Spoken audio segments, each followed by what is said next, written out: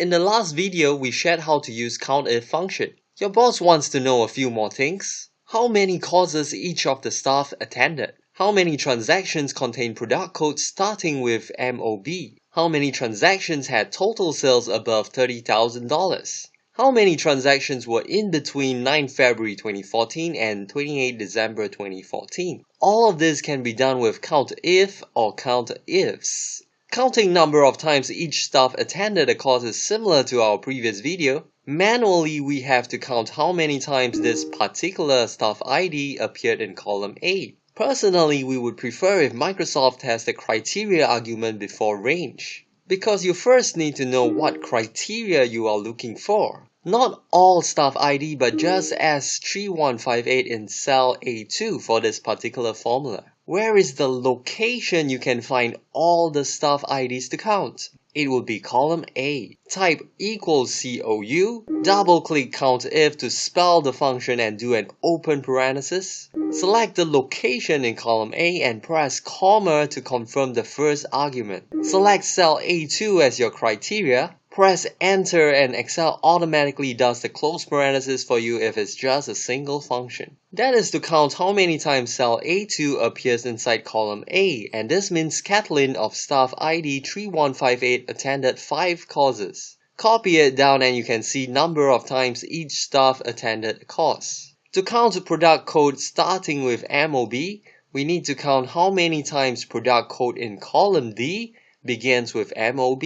So identify the criteria again. We don't want to count all product code but just those beginning with MOB. How do we tell Excel we want it to begin with MOB and the rest of the characters doesn't matter? If you have played with filter, choosing any of these text filters will bring you to a Custom Autofilter, where it shows you that you can use asterisk to represent any series of characters. You could also use question mark to represent any single character, but we won't be covering it in this video. Press escape to exit the window. Type your criteria here in cell J2, MOB asterisk to represent any characters after MOB. Then use equals COU, double click COUNTIF. We know our criteria is cell J2 where MOB asterisk is. But where is the location you can find all the product code to count? It's in column D. Input a comma to confirm first argument and fill up criteria for the second argument. Press enter to confirm. This counts how many product ID in this location begins with MOB.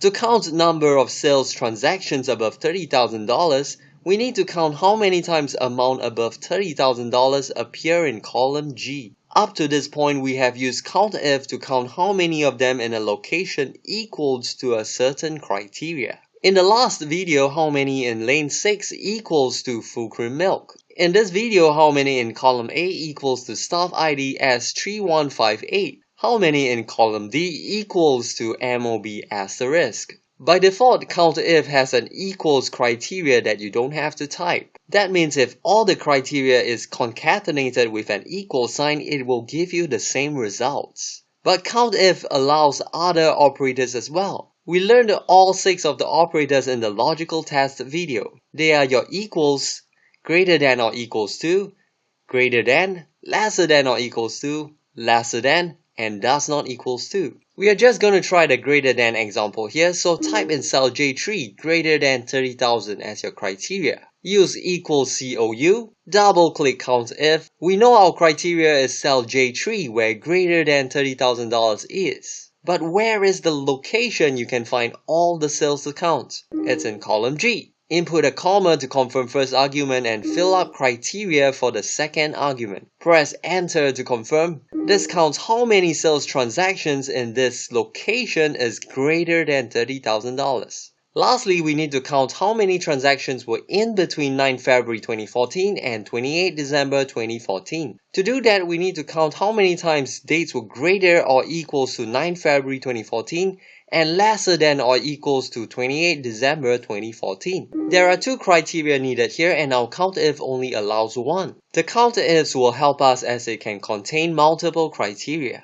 If you watched our previous videos, you will know that it's important to type dates in a way that it will be recognized. So type our criteria as greater than or equals to 9 February 2014 and lesser than or equals to 28 December 2014. Then use equals COU, double click COUNTIFs this time. The COUNTIF arguments is very similar to COUNTIF, except that it now has criteria range 1 instead of just range, and criteria 1 instead of criteria. It basically refers to the same thing, but allows you to add on more range and criteria. We know our criteria is cell J4 and K4 where the two dates are. But where is the location you can find all the dates to check for those greater than or equals to 9 February 2014? It's in column A. Input a comma to confirm first argument and fill up our first criteria as this cell. Input another comma to go to the third argument, which is range for our second criteria. Our second criteria is to check those lesser than or equals to 28 December 2014, and the location to check them is the same in column A. Type a comma and input the second criteria as this cell. Press enter to confirm. This counts how many dates are in between 9 February 2014 and 28 December 2014. COUNTIF has a family of SUMIF and average if, so make sure you subscribe to check them out in our next video.